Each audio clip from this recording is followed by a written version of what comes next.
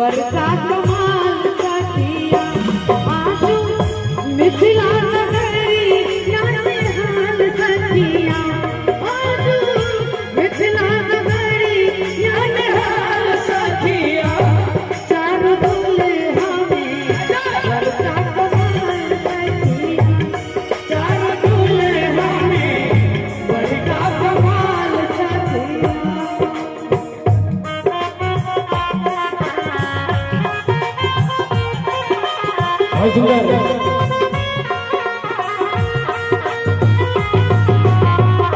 सुंदर से भाव में पहुंच के अभिनंदन चल रहा है।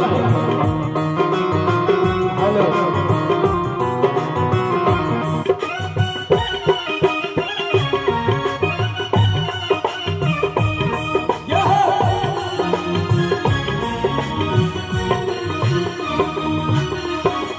माथु मणि मोरिया कुंडल शुभि कनमा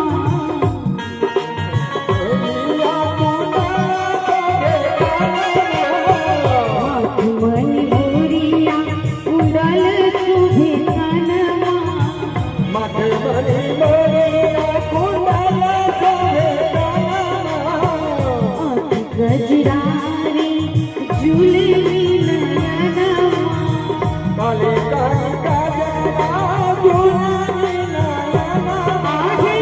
लाल लाल चंदन चमके बाल सखिया लाल लाल चंदन चमके बाल सखिया चारों बोले हमें बरका कमाल सखिया चारों बोले हमें बरका कमाल सखिया।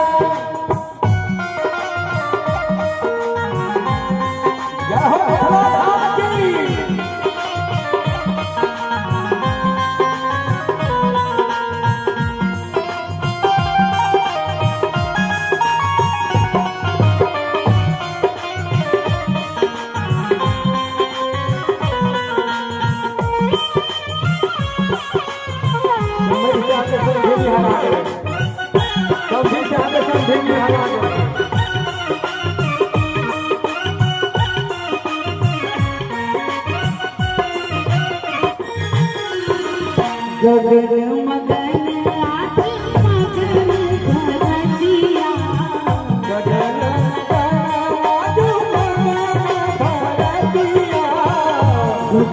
मगन आज मगन धरतिया